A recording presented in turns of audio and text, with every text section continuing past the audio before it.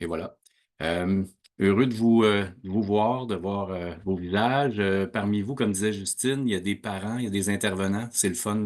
Des gestionnaires aussi. Donc, c'est le fun de voir tous ces gens-là rassemblés pour la présentation d'aujourd'hui. Je voudrais remercier l'accompagnateur de nous inviter sur sa plateforme. Justine, Clémence, Jules, merci. C'est important. Ce que vous faites, c'est important. Merci d'être là.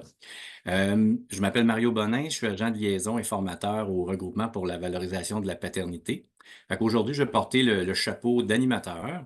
Euh, pour ceux qui ne connaissent pas le regroupement pour la valorisation de la paternité, on est un organisme communautaire famille qui fait la promotion de l'engagement paternel d'une façon positive puis dans une perspective familiale. Entre autres, on offre des formations puis de l'accompagnement aux organismes communautaires qui travaillent auprès des familles puis qui souhaitent davantage rejoindre les pères. Tout ça dans une approche coparentale. Pour nous, c'est important. J'ai la chance, moi, de travailler sur un projet spécifique qui s'appelle le projet de soutien aux pères de personnes ayant un handicap. On va à la rencontre du secteur de la proche aidance puis du secteur de l'handicap. Je travaille là-dessus avec Mathilde Pointu, qui est la coordonnatrice du projet, qui est avec nous aujourd'hui. Salut Mathilde. Voilà pour ça. Fait que c'est dans le cadre de ce projet-là que s'inscrit la présentation d'aujourd'hui. Fait qu'aujourd'hui, le titre de la présentation, c'est Faire équipe pour notre enfant, le point de vue d'un père sur sa coparentalité. Faire équipe pour nos enfants, c'est-tu toujours facile puis harmonieux? Des fois oui, des fois c'est sportif, on fait face à des défis. Mais qu'en est-il quand notre enfant il est en situation de handicap? Euh, on a la chance d'avoir avec nous aujourd'hui un super invité, quelqu'un de bien que je disais tantôt hors d'onde. C'est le fun de dire hors d'onde, bon, en tout cas, j'avais le goût de le dire. Voilà. Fait que Sébastien est avec nous aujourd'hui, Sébastien Laplante, qui est, je te salue Sébastien, Sébastien qui est le conjoint d'Eugénie, qui est avec nous aujourd'hui aussi. Fait que salut Eugénie, je te vois pas à l'écran, là, mais je te salue. Et puis le père d'Élisabeth, qui a 10 ans. Euh, Sébastien vient nous partager une partie de sa réalité de père, mais en mettant l'accent sur l'équipe, faire équipe pour notre enfant. Il va nous parler de l'importance de la coparentalité pour lui, puis il va nous donner des exemples concrets de comment ça se passe dans le quotidien. Puis Eugénie va être là pour vérifier si ce qu'il dit, c'est vrai. Et venez m'espionner, c'est clair. Le déroulement qu'on vous propose aujourd'hui, euh, donc, avant d'introduire Sébastien, je vous propose une courte mise en contexte, vraiment brève, sur la coparentalité, une définition de ça, les dimensions de la coparentalité puis les bienfaits. Après ça, on va accueillir Sébastien. Puis, comme disait Justine, il y aura des questions à la fin là, pour si vous avez envie de poser des questions à notre invité. Ça vous va comme plan de match? Donc, j'y vais avec ma petite ma mise en contexte. Quand on parle de coparentalité, on parle de quoi? Euh, le terme il est davantage présent dans l'espace public aujourd'hui. Mathilde, si ça te tente un petit peu de visuel. Et ce qui est intéressant avec cette photo-là, parce que, tu sais, des fois, on a des photos qui viennent du web. Cette photo-là, c'est la famille de Sébastien. Fait que les deux photos que vous allez voir, donc on voit Eugénie, on voit Elisabeth et Sébastien de dos. Et pourquoi tu es de dos, Sébastien, à ce moment-là? Est-ce qu'il y a une raison? C'est une blague. Et C'est voilà. clair, on a compris pourquoi. Ouais. Alors, oui, c'est ça. Donc, la coparentalité. Définition de la coparentalité, Mathilde, si tu veux changer. C'est la façon dont les parents interagissent, travaillent et s'organisent ensemble pour élever et prendre soin d'un enfant dont ils partagent la responsabilité. Quand on parle de coparents, on parle des adultes reconnus comme parents auprès de l'enfant qui agissent et communiquent pour son bien-être, quelle que soit leur réalité parentale. Ça, c'est intéressant, quelle que soit leur réalité parentale, que les parents soient ensemble ou séparés. À une certaine époque, le terme coparentalité était utilisé uniquement pour les parents séparés qui s'occupaient d'un enfant commun. Maintenant, c'est pour l'ensemble des parents. Alors, on l'utilise davantage dans ce contexte-là. Quand on parle de leur réalité, peut y aussi y avoir d'autres modèles dans certains cas. Un grand-parent ou un autre adulte peut jouer un rôle de coparent. Puis, il peut y avoir plus que deux coparents aussi. Fait qu'on parle dans ce temps-là de supra-coparentalité. Élément central de tout ça, c'est qu'au cœur de la coparentalité, c'est l'enfant qui est là, comme on peut le voir sur la photo en ce moment. Voilà pour ça. Donc, euh, les 4 dimensions de la coparentalité. Euh, 4 éléments sont nécessaires à la réussite d'une relation coparentale. Je vous les présente, les 4 dimensions, vraiment avec courte définition ou courts éléments concernant chacune des dimensions. Donc, la première dimension, c'est la cohérence parentale.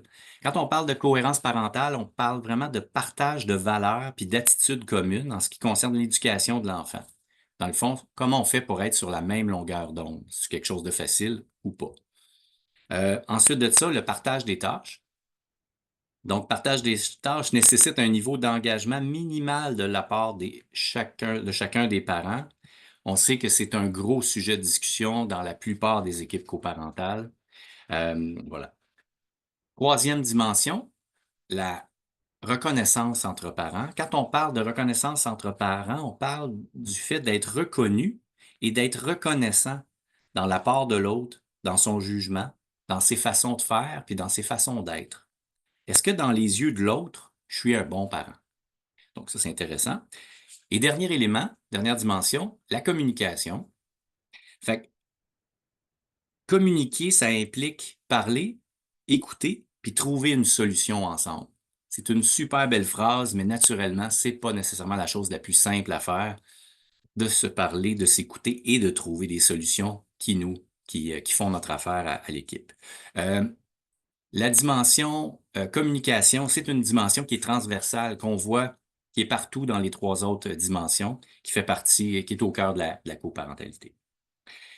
Tantôt, Justine vous disait que vous allez recevoir demain un courriel. À l'intérieur de ce courriel-là, vous allez recevoir un document. Ce sont 4 fiches qui parlent de chacune de ces dimensions-là. Et ce sont des fiches qui sont bien faites, bien vulgarisées, avec des petits exercices, avec des questionnements, puis aussi en soulignant les bienfaits une coparentalité qui fonctionne bien. Donc, vous aurez ça entre vos mains demain. Maintenant, dernier élément de ma petite mise en contexte, ce serait les bienfaits d'une coparentalité satisfaisante. Fait que, quelques bienfaits de la coparentalité coopérative, ils sont nombreux ces bienfaits-là sur les enfants ainsi que sur les parents. Si on parle des bienfaits pour les enfants, ce sont que 3 exemples. Fait que le premier, donc, favoriser une plus grande estime personnelle et de meilleures performances académiques pour les enfants. Donne des repères et un sentiment de sécurité à l'enfant, puis diminue les risques que l'enfant présente des troubles du comportement ainsi que des difficultés d'ajustement en cas de séparation. Les bienfaits de la coparentalité pour les parents. Donc, ce qu'on voit, c'est que ça diminue le stress des parents et favorise leur santé mentale, favorise le bonheur conjugal quand les parents sont en couple, favorise l'engagement du père auprès de son enfant, de même que sa disponibilité, sa sensibilité pour son enfant. On sait aussi que ça facilite le maintien de la relation père-enfant lors d'une rupture conjugale. Et finalement, ça contribue à la qualité des interactions et de la relation d'attachement entre la mère et l'enfant. Fait que ce sont des bienfaits qui sont non négligeables, comme vous pouvez voir. Merci Mathilde, on peut quitter le PowerPoint. Euh, voilà pour ma brève mise en contexte. Mais dans le quotidien puis la réalité, ça, c'est des mots, hein, c'est des graphiques, c'est intéressant, mais dans le concret, comment ça peut se passer? Je dis bien comment ça peut se passer, euh, parce que notre invité est là, il va nous parler de lui, de sa façon de le vivre à lui, et non pas la façon de le vivre nécessairement. Fait que voyons ça comme un témoignage de quelqu'un qui la vit. Fait qu'on a accès à l'arrière-scène de la coparentalité grâce à la présence de Sébastien aujourd'hui. Fait que salut Sébastien officiellement. Salut Mario. Écoutez, on va faire la présentation sous forme d'entrevue. Donc, Sébastien et moi, on s'est rencontrés auparavant pour en discuter. Fait qu'on va faire ça sous forme d'échange. Et voilà, c'est parti. Sébastien, si je te passerai la POC pour que tu puisses Mhm. te présenter ta famille aussi, par ça à ton goût. Et voilà. Oui, tout à fait. Ben, écoute, mais merci, merci à tout le monde. Là, j'ai l'air de regarder un peu plus haut parce que je veux un plus gros écran. Puis, dans ma cohérence parentale, je vais regarder la face que ma blonde va faire quand je vais dire des choses. Donc, je veux taper dans un des 4 éléments de la coparentalité.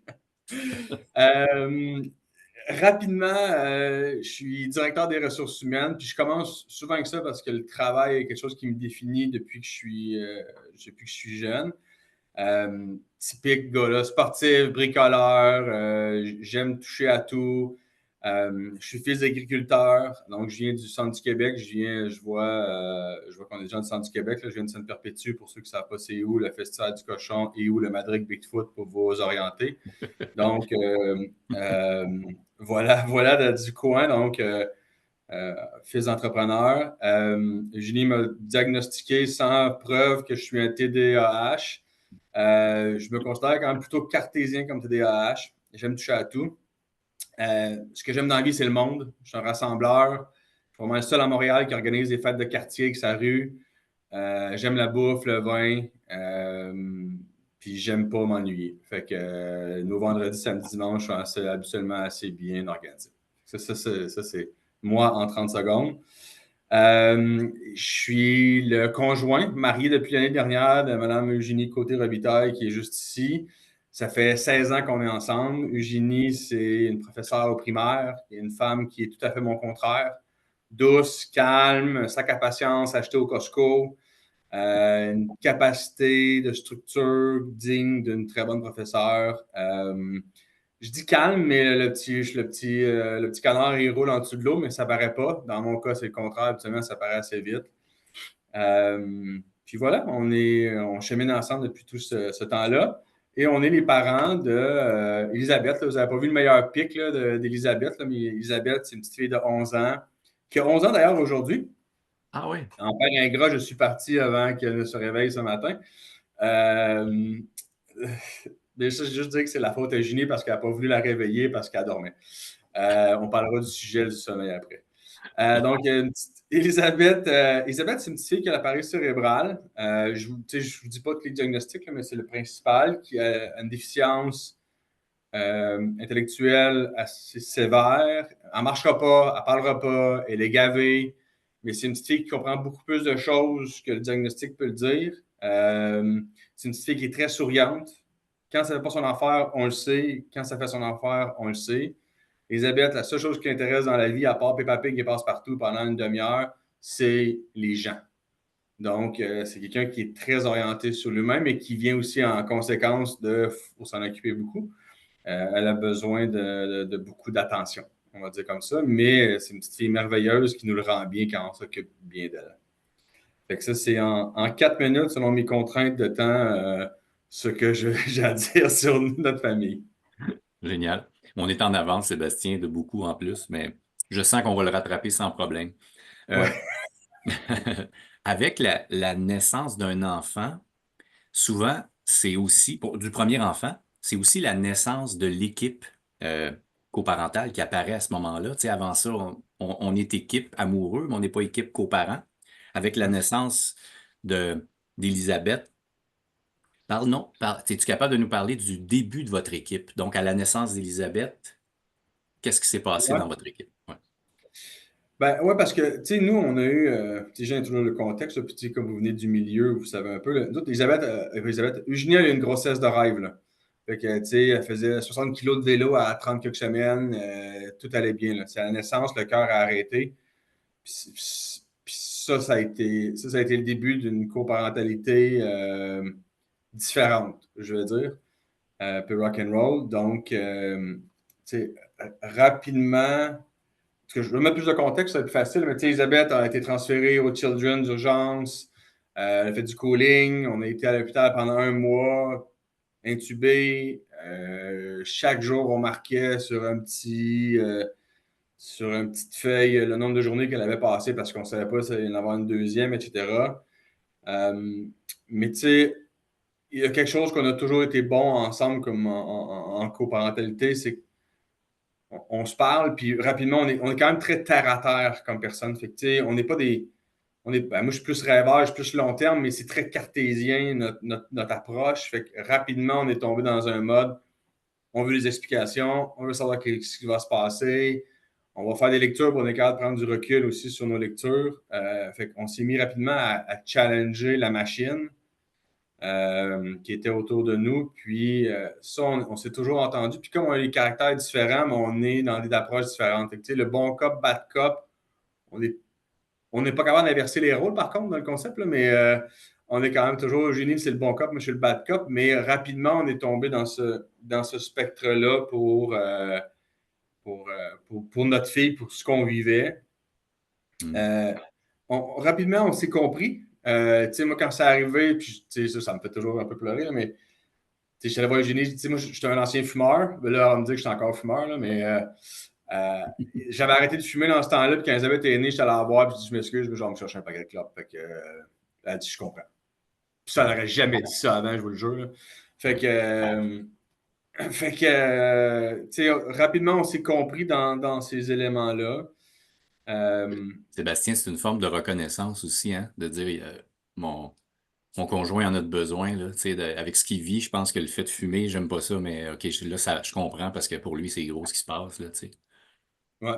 Non, ça a été ça. Puis, déjà, notre rôle, même, puis ça, je t'en avais parlé, mais, je voulais plus d'enfants à la base que Gina en voulait. Là. C'était moins Mhm. dans son radar que c'était dans le mien, pour Mhm. plein de raisons familiales ou autres, peu importe. Là.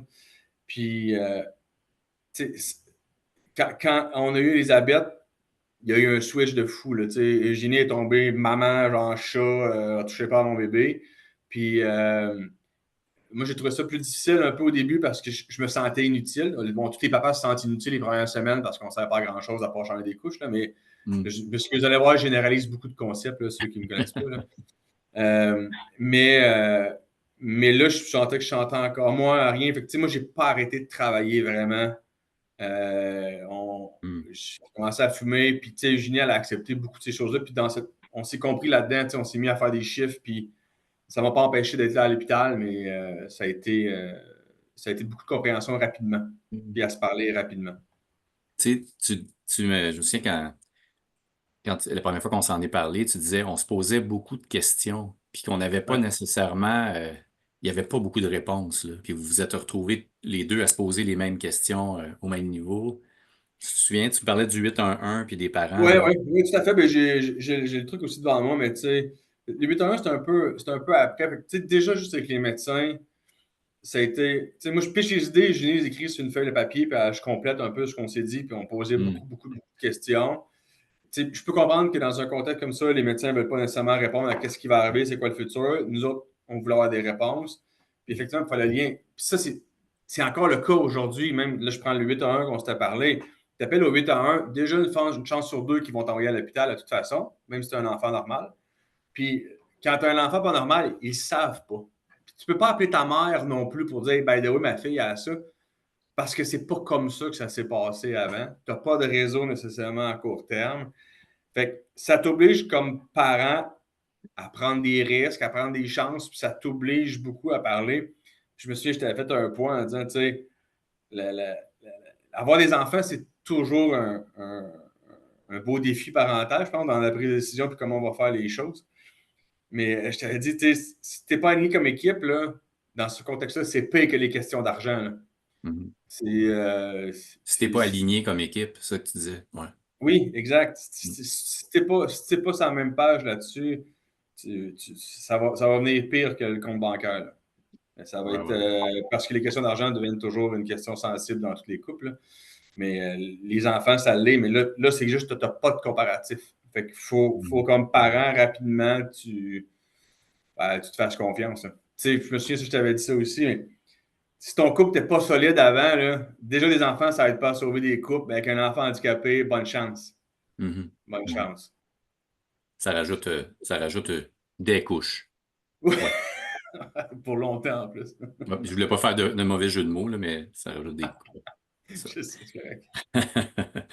Tu sais, quand vous avez appris l'annonce du diagnostic, vos façons de réagir à l'annonce, est-ce qu'il y a eu des éléments similaires, des éléments différents? Ben, oui, différent. Différent, puis c'est encore le cas aujourd'hui. Eugénie, c'est quelqu'un qui est court terme. Elle réfléchit à demain, à vivre le moment présent. Moi, j'ai plus discuté là-dedans. Là, tu sais, moi, j'étais déjà en train de prendre des REER, des REI là, avec mon enfant. Là, c'était déjà réglé dans ma tête, ces trucs-là. Là. Fait que là, tout ça s'efface. Fait que c'est sûr que les questions que moi j'avais étaient beaucoup plus sur le long terme, même si on ne sait pas quand ça va donner. Parce que je n'étais dans le court terme pour ces éléments-là. Euh, où est-ce qu'on s'est entendu? C'est c'est de poser des questions, c'est d'aller chercher de l'aide rapidement. Ça, je pense qu'on est efficace les deux là-dessus. Eugénie est encore plus efficace que moi parce qu'elle est structurée, là. Mais on a vite décidé que ben, ça existe, ben, on va payer sur le Python. Puis ça, on va appeler pour ça. Puis chacun dans nos créneaux, puis ça, on va le voir dans le dispatch des tâches un peu plus tard, mais chacun dans nos créneaux, l'aspect médical, suivi, support émotif, Eugénie est rapidement tombée là-dedans. Moi je me débat encore, comme je disais, depuis à peu près 11 ans sur ce concept-là. Aspect psychologue, on jasera là-dessus une autre fois. Je veux Eugénie qui sourit. Le reste, on a enclenché toute la machine au niveau de l'adaptation. On n'a pas attendu. Là. Ça a été ça notre go, on part, tout est là-dessus, moi je suis là-dessus, puis on a avancé. Ça, je pense que ça a beaucoup aidé. On est suivi par une batterie de médecins quand ça ne faisait pas l'affaire. On s'en allait ailleurs, pas de problème, vas-y. Seb, ça avance pas, j'aimerais ça que tu appelles. Ah, OK. Fait que, tu sais, on a vite retombé dans nos rôles, puis on se connaissait quand même très bien pour ça aussi déjà à la base avant. C'est intéressant. Tu disais aussi que ça vous avait rapproché, que tu disais, tantôt tu le nommais, ça rajoute une couche. Si ton couple est fragile, ça peut l'ébranler. Puis tu disais que toi, cette situation-là, ça a fait que là, ouf, vous êtes rapprochés plutôt que de créer l'inverse, parce je pense qu'on dans la littérature, on le voit que ça peut créer l'inverse aussi, là, le stress apporté par l'arrivée d'un enfant extraordinaire. Là. Ben, oui, ça nous a rapprochés. Je sais, on n'a pas jamais eu cette discussion-là profonde ensemble là-dessus, mais moi, dans ma réflexion long terme, rapidement, je me suis fait le constat, puis j'avais déjà eu des réflexions dans ma tête sur avoir un enfant handicapé. Je ne me voyais pas faire ça tout seul. L'amour que j'avais déjà pour cette femme-là, j'ai dit, OK, ben là, il faut qu'on vive ensemble parce que ça ne sera pas plaisant. Fait que ça t'oblige rapidement à serrer les dents dans certaines décisions. Ça nous a rapprochés parce qu'on. Tu sais, tu es tout seul, anyway. Il n'y a personne qui répond à tes questions, même les docteurs. Fait que dans nos frustrations, à la limite, on était ensemble dans ces trucs-là parce qu'on se posait les mêmes questions, on voulait avoir les mêmes réponses. Puis, tu sais, ça ne forçait pas si on faisait un choix de réponse au médecin. Réponse A, B ou C. J'ai dit, ils nous appelaient les ingénieurs, là, puis on est zéro ingénieurs les deux. Fait que. Mais ça, rapidement, ça nous a. Je pense que, en tout cas, ça nous a amené sur la même longueur d'onde qu'à la fin de la journée, il faut que ça marche. Fait que. Comment? On will figure it out parce qu'il n'y a personne, anyway, qui va nous le dire. C'est intéressant. Tu dis, ils vous appelaient les ingénieurs, donc ils vous rassemblaient dans une façon de faire qui était similaire. Puis si tu avais à décrire le côté ingénieur, tu dirais c'était quoi qu'est-ce qu'ils percevaient? Qu'est-ce qui faisait que vous étiez de la même école d'ingénierie? Oui, exact. Non, mais tu sais, il faudra demander, Eugénie, montre ton calepin. C'est 1, 2, 3, 4. Voici les 6 questions que nous avons pour vous aujourd'hui. Voici les choix de réponse à la limite qu'on s'attend là.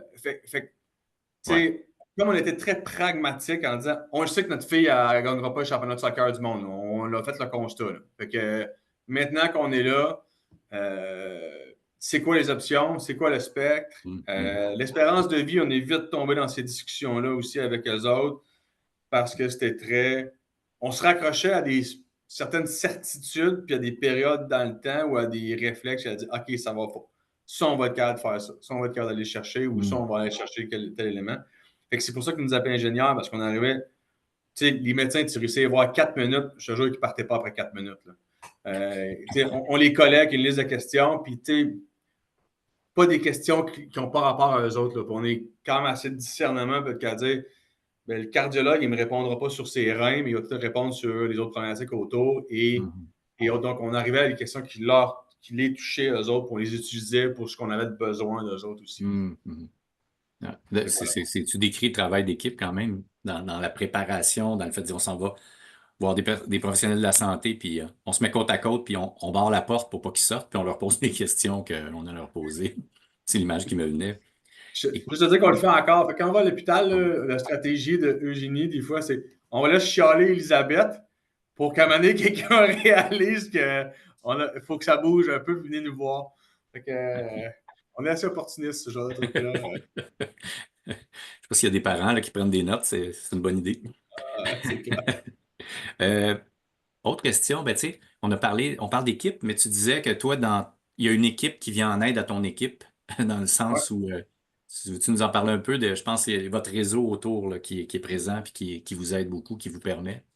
Ben, tu sais, on a quand même cette chance-là. Là. Tu sais, je pense que c'est pas toutes les familles qui ont notre réalité. Tu sais, nous, quand on a eu Elisabeth, on a fait les constats, quand elle était petite, c'était vraiment compliqué de la voyager en auto. Fait qu'on a acheté une maison dans Antique. On est à côté de Victor Doré. Tu sais, on a fait des choix financiers qui nous ont rapprochés de là. Et par hasard, ma belle-mère reste à 5 minutes à pied de là. Et j'ai une belle-mère et un beau-père qui sont vraiment en forme physiquement. Mes parents, c'est plus difficile.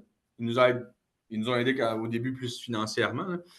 Euh, Puis mes parents venant de la campagne, je m'excuse des gens qui viennent de l'extérieur de Montréal, mais je sais que traverser un pont et le Kilimanjaro, des fois, c'est la même épreuve. En tout cas, c'est le cas pour mes parents. Donc tu sais, je ne leur demande pas ce sacrifice-là non plus, mais j'ai la chance d'avoir des beaux-parents qui sont vraiment en forme. Fait que aujourd'hui, puis mes beaux-parents ont 76 puis 74. Diane, elle ne sera pas contente si je scrapais son âge, mais tu sais, j'ai des beaux-parents. Si je suis en forme comme ça à cet âge-là, je vais être très content. Fait que on a cette chance-là. Ça a fait aussi même du côté de nos familles proches, mon frère, ma soeur, le frère à Eugénie qu'on voyait beaucoup moins souvent, qui reste pas loin de la maison, on le voit vraiment plus souvent. Ça a vraiment soudé la famille beaucoup. Puis je pense que c'est pas toujours le cas de toutes les familles. Fait que déjà, on a eu ça. Deuxième Ouais. aspect, je pense que des initiatives d'Eugénie, ça a été d'aller vers l'étoile de Pachot, là, que vous devez probablement connaître en partie, mais l'étoile de Pachot, elle a vraiment trouvé rapidement un groupe de soutien là, un groupe de filles qui est exceptionnel. Ça donne bien les gars, les conjoints de ces femmes-là, on s'entend super bien aussi. Fait qu'on s'est rapidement développé une petite clique de gens qui vivent la même chose. Fait que ça nous a quand même permis aussi, après ça, dans ça, d'échanger, de vivre des moments ensemble rapidement. Euh, Tu te puis rassembles après, avec d'autres pères qui vivent la même situation. C'est ça que tu dis, tes papas Pacho, là, c'est comme ça que tu les appelles? ouais, ouais, le Pacho Crew. Le Pacho Fait que, Crew. puis les mamans, je dirais pas comment ils s'appellent parce que ça peut être porté à interprétation. OK. Euh, mais, Tu fais bien, tu fais bien. ouais, exact. Mais tu sais, c'est ça, tu sais, on a la chance d'avoir les gars à cette heure ensemble. Tu sais, est-ce que c'est les mêmes discussions que les filles? La réponse, c'est non. Par contre, de plus en plus, puis ça fait 7-8 ans qu'on les connaît là, facilement, plus que ça. De plus en plus, les discussions commencent à être plus profondes avec les gars. On parle de nos enfants. Il y en a qui sont passés à des étapes de placer leurs enfants. Ça amène des gros, gros trucs dans leur tête. Puis, on commence à avoir ces discussions-là entre nous autres aujourd'hui. Je pense que une partie de notre écosystème. Est-ce qu'il y a des amis qu'on a pu un peu autour de nous autres? Peut-être parce qu'on a moins de temps, peut-être parce qu'ils ne comprennent pas notre réalité. Puis ça demeure encore difficile aujourd'hui, qu'on leur explique à chaque fois, ben non, je ne peux pas aller chez vous parce que tu as 22 marches puis une chaise roulante, c'est pesant. Puis tu sais, tranquillement, il y a ce filtre-là se fait. Fait qu'on se fait d'autres groupes. La vie change, puis je pense que c'est le cas de tout le monde aussi. Là. Puis après ça, on a mis des ressources autour. Tu sais, on a une femme de ménage. Là. Mais ça, c'était une des conditions pour que Jenny vienne habiter avec moi, mais bon, ça a donné que ça aide un peu au fil du temps dans cette mécanique-là.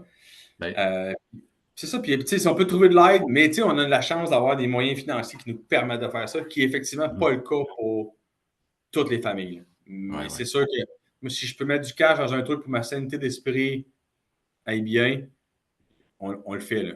Hmm. C'est cool. Fait que Ben, voilà. merci. J'ai le goût de t'amener un peu en lien avec les dimensions dont on a parlé tantôt. Tu sais, t'en as glissé un mot. Plus tard, on va parler du partage des tâches. Mhm. Si tu as le goût de nous en glisser un mot, comme, tu sais, la première fois qu'on en a parlé, tu m'as dit, tout ce qui est autour d'Élisabeth, c'est Eugénie, puis moi, c'est le reste. Puis là, je te dis, OK, mais si tu détailles, ça donne quoi? Je te repose la Ouais, question. j'avoue que c'est un peu simpliste comme réponse, mais ça m'évite une discussion profonde avec plein de gens. Ben, c'est vrai qu'aujourd'hui, encore une fois, dans la structure de génie, tout ce qui est Elisabeth, les médicaments, moi, j'ai une bonne professeure, elle a des belles feuilles avec l'horaire, patata. On a beaucoup de gardiennes autour de nous autres aussi. Là. On, on va chercher des trucs du chèque emploi-service. Puis, fait qu'on a des gardiennes aussi avec nous. Fait que pour la formation, ça aide beaucoup. Tu sais, moi, je peux pas. Il faut que je suive cette feuille-là pour les médicaments d'Elisabeth. Fait que tout ce qui est la machine autour d'Elisabeth, les suivis des médecins, c'est qui le nom des médecins, qu'est-ce qu'elle prend. Tu sais, quand je vais chez le médecin, je pars avec mes feuilles, là, puis je dis, voici, lisez le truc. Là. Moi, je suis l'accompagnateur de l'enfant. Fait que, tu sais, je vais servir autour d'Elisabeth, beaucoup au niveau très classique, là, mais euh, changer les couches, elle a une facilité à me déléguer cette tâche-là. Euh, toute la mécanique des inventaires, souvent qui vont venir autour de l'équipement qui vient d'Elisabeth. Euh, les transferts, les poids, toute l'adaptation du domicile. On a découvert ça rapidement, c'est moi qui vais faire les suivis avec les autres parce que c'est la partie plus mécanique de la chose. Mon rôle va être, je dis tout le temps aux gens, demandez-moi pas les médicaments d'Elisabeth, demandez pas le solde hypothécaire de notre maison à Eugénie. Fait que, je m'occupe des finances, des placements, que ce soit Elisabeth, Eugénie, etc. Autour de la maison, sauf la piscine, c'est la charge gardée d'Eugénie, j'en suis très heureux. Euh, donc, on a ce partage-là qui est quand même, somme toute, classique. La bouffe, là, je vais attendre qu'elle fasse oui ou non, là, mais la bouffe, je pense que j'en fais quand même pas mal plus qu'elle va en faire.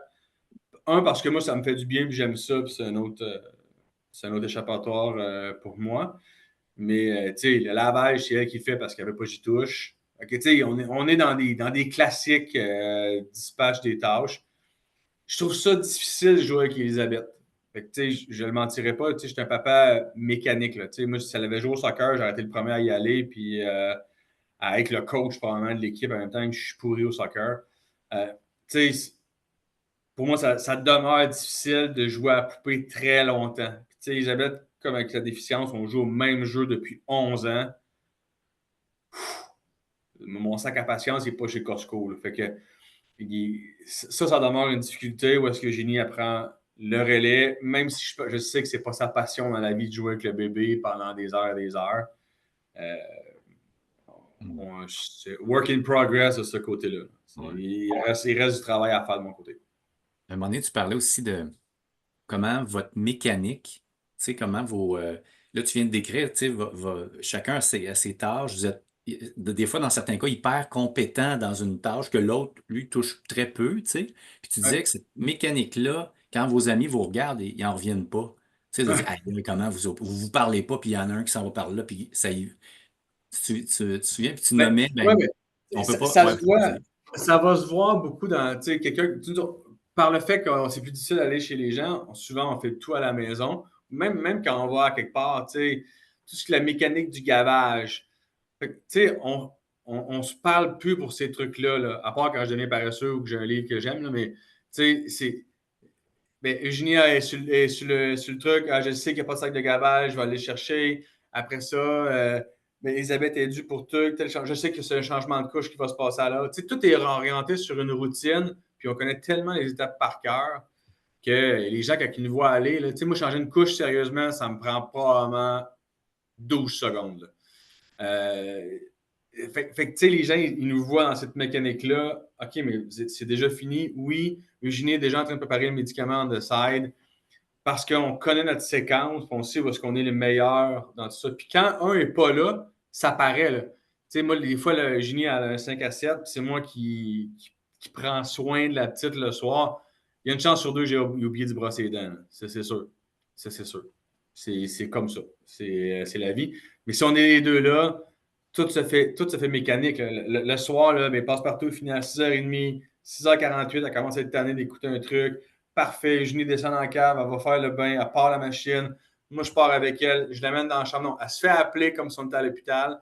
J'amène Elisabeth, on la met là, on change la couche, je suis un caca, je reste. Tout est là, fait qu'on fait la même chose quand on va chez les gens, ils font OK, ouais.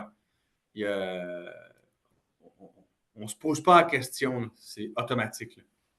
Je ne sais pas Sébastien, si ça répond à ta question. Des fois, je suis oui, meilleur oui, d'une oui. fois à l'autre pour raconter.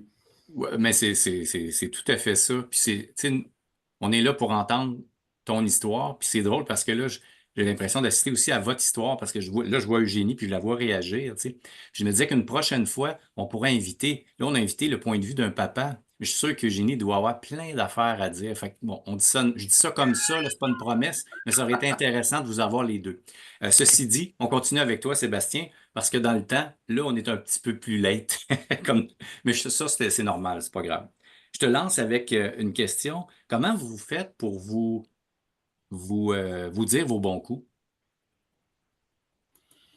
Parce que Ben, là, c'est l'aspect reconnaissance, admettons, la dimension reconnaissance, là.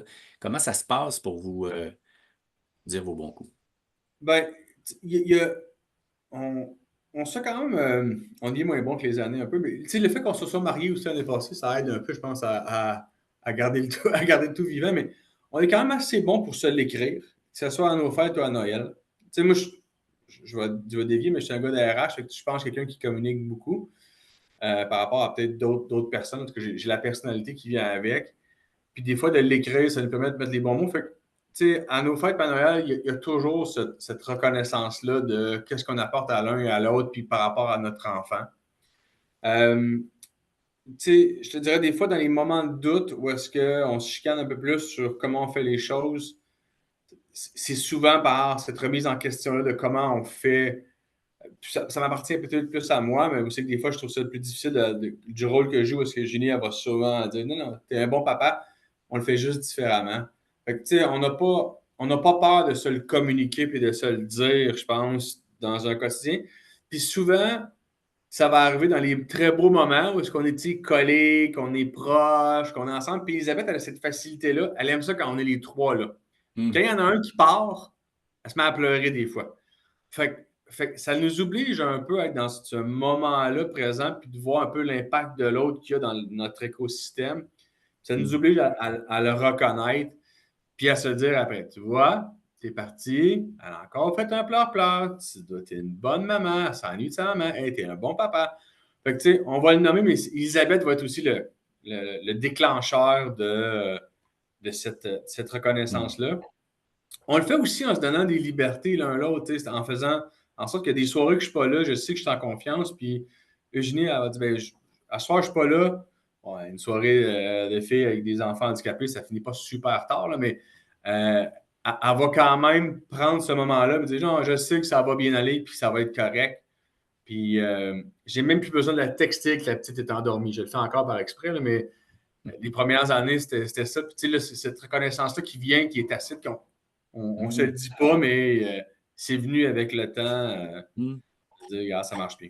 C'est intéressant. Tu sais, tu parles de reconnaissance, mais en même temps, on sent qu'il y a des éléments de communication dans ça qui s'opèrent. Est-ce que vous avez Ouais, des façons particulières de communiquer sur le... Tu sais, tu nommais tantôt que des fois, on n'a pas besoin de se parler parce que la mécanique est quand même bien huilée sur certaines choses. ouais.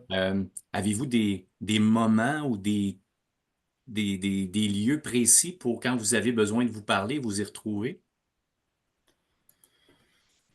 Ben, le divan avant que le téléjournal commence, mais non, blague à part. Ben, ça. Puis, tu sais, Julie, tu diras oui ou non, mais parce qu'on s'est pas dans cette question-là quand on s'est préparé, mais tu sais, souvent, on se paye des restaurants avec une gardienne le soir, puis on va parler d'Elisabeth, puis c'est dans ces moments-là qu'on prend le temps de réfléchir. Hmm. Puis qu'on prend le temps de parler de ce qui est arrivé. Pas juste de notre quotidien, mais tu sais, Elisabeth, t'es comme ça, oui, ça, t'as bien fait ça. On va, notre mécanique va être dans des moments où on est tout seul, puis que c'est un moment qui n'est pas juste du quotidien, c'est un peu spécial. Mhm. Fait qu'on on va le faire dans ces moments-là. Euh, Moi, je ne sais pas si ma Ouais. réponse est proche. C'est de la com, hein, la reconnaissance. La reconnaissance, c'est de voir ce que l'autre fait, puis de le dire, de le nommer, ou là, je m'en vais dans mon côté RH, là, mais c'est des petites tapes dans le dos, c'est des sourires, c'est juste ça la reconnaissance, hein. Mhm. C'est pas obligé de faire un avion avec une banderole dans le ciel, là. Fait que, on le voit comme ça, puis les gens nous le donnent aussi. Les gens vont nous connaître, tu sais, moi ça m'énerve, mais les gens vont dire, vous êtes vraiment bon. Ça m'énerve quand les gens disent ça, mais ça veut quand même dire qu'on fait un bon travail ensemble. Fait qu'il y a une reconnaissance de couple aussi qui vient Mhm, là-dedans, mhm. que je pense qu'il faut prendre, même si ça m'énerve, il faut la prendre quand même. Ça veut dire qu'on Ouais. fait quelque chose de bien. Ben, ouais, ouais, c'est ça. Vous représentez quelque chose aux yeux de d'autres parents. Tu Ouais. identifierais, c'est quoi vos forces comme équipe, votre ou vos forces dans votre équipe Ben, de parents? notre force numéro un, c'est notre complémentarité, là. Ça, c'est clair, là. On est diamétralement opposés, on remplit le bloc que l'autre ne remplit pas, là. Court Hmm. terme, long terme. Côté caring, moi, je suis la discipline un peu plus. Eugénie refuse de chicaner Elisabeth. Moi, je pense qu'elle est plus maligne puis que de temps en temps, elle profite de ce concept-là. Euh, pour tout, là, je le disais, la finance versus les soins, euh, on est vraiment dans cette mécanique-là de respecter le territoire de l'autre dans la mesure du possible. Est-ce qu'on s'assigne encore sur justement la discipline ou comment éduquer? Ça, on n'est pas plus spéciaux qu'une famille normale, là. Je pense qu'on vit des étapes, puis dans le changement, ben, chacun a ses réactions. Il faut juste s'en parler. Puis je dirais qu'au fil des années, ben, on s'améliore aussi dans cette façon-là. Tu sais, Eugénie était beaucoup plus passive, là, elle a pris un peu de mon caractère. Fait que là, on a des bons débats, puis on le règle. C'est l'important, Hmm. moi, c'est de le régler. Fait que, voilà. Puis tu parlais comme force aussi, puis là, c'est drôle parce qu'on y assiste un peu. L'humour, tu sais, quand tu as des Ah oui, c'est réponses, vrai. tu sais, des fois, t'as pas d'expression, puis là, c'était une grosse blague, puis je voyais Eugénie rire, du genre, je suis habitué de les entendre, celle-là, ou quelque chose comme ça, là. Je fais une lecture qui est peut-être pas juste, mais Là, l'humour, c'est très, très juste. C'est très, très OK. juste. On a quand même reconnu. Eugénie est reconnue pour être hyper sarcastique. Moi, je suis sarcastique, mais c'est un autre niveau. Souvent, il faut que j'explique ces blagues, là. Fait que les non-initiés, au début, ils capotent un peu, là. Parce que là, c'est. Non, non, c'était une blague. Elle sourit pas, mais c'est juste le jeu. Fait que c'est sûr qu'effectivement, dans l'humour, on se fait rire l'un l'autre là-dedans. Puis la beauté de la chose, c'est qu'Elisabeth, c'est une rigoleuse aussi. Fait tu Mm. sais, l'écosystème n'est pas brisé par là. Fait que, ouais, une force commune, c'est qu'on est quand même capable de rire des situations. Là, je suis plus soupolé un peu, mais on est capable de s'écœurer. On sait où est-ce qu'on n'est pas bon, puis on est bon. Fait qu'on est capable de spinner puis d'en rire, puis ça devient pas trop néfaste. Mais oui, c'est un très bon point. On a un bon petit style qui peut faire peur à une couple de personnes. Le deuxième degré, si tu ne comprends pas, tu n'auras pas de plaisir d'une soirée avec nous deux, là. C'est clair. C'est clair. Moi, j'aime ça déjà, là. C'est une autre raison pour inviter Eugénie dans une prochaine rencontre, de vous entendre, vous répondre. Mais ça, c'est un autre sujet. Si tu avais à nous parler d'une fierté de ton équipe, tu sais, c'est une grande question, mais une fierté de ton team avec Eugénie, mettons. Ben, la fierté, c'est que je trouve qu'on est encore vraiment solide comme couple. Tu sais, on s'est quand même mariés l'année passée, là. Ça fait 15 ans qu'on est ensemble. Pour la petite histoire, là, je sais, je bouffe du temps, j'aime ça. La petite histoire, c'est que Génie, elle revient un soir, elle ne comprend pas les finances. Hey, j'ai parlé avec les filles, là, il faudrait qu'on se marie pour ma sécurité financière. Je dis, OK, donc t'aimes mes REER. Là, après ça, je dis, mais quand tu m'aimeras, tu m'appelleras. Non, mais c'est pas ça que je voulais dire. Gna, gna, gna. Bon, 3 années après, je lui ai demandé en mariage, puis on s'est mariés. Fait que, faut dire que je voulais partager mes REER. Euh, mais tu sais, la plus grosse fierté, c'est que je trouve qu'on est encore un couple dynamique. Pas après le téléjournal, mais on est un couple dynamique. On a encore une vie personnelle, individuelle et en couple forte. Fait qu'on fait des choses séparées, on fait des choses ensemble. Est-ce que c'est la vie qu'on avait planifiée? Est-ce que c'est ce qu'on voulait faire?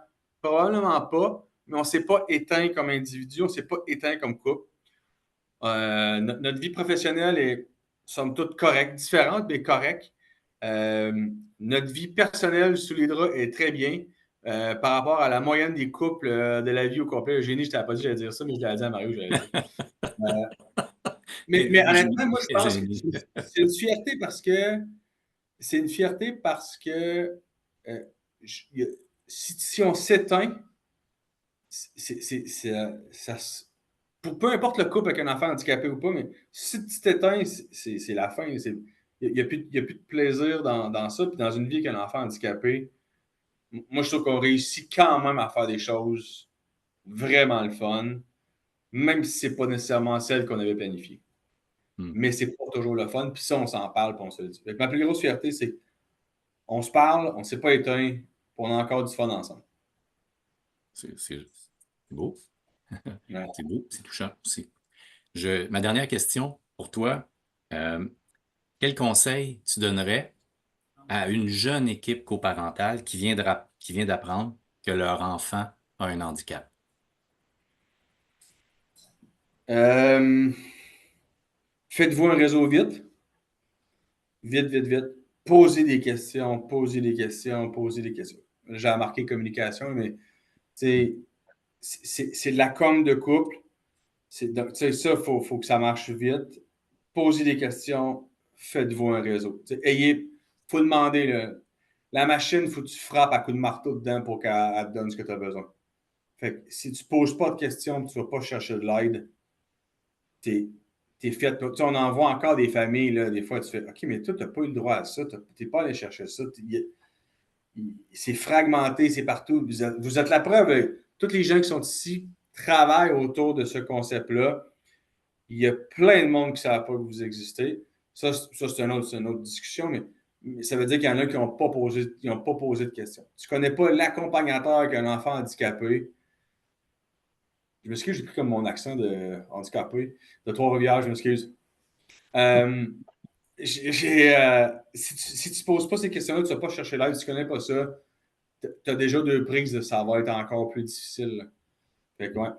Réseau, pose des questions, va chercher de l'aide, puis laisse ton orgueil à la maison parce qu'il y a des fois que tu vas te trouver fatiguant. Hmm. Sébastien, merci beaucoup. Merci pour ta générosité, ta présence, ton humour, puis toute ta spontanéité. Puis Merci. ouais, merci beaucoup d'avoir été là. Puis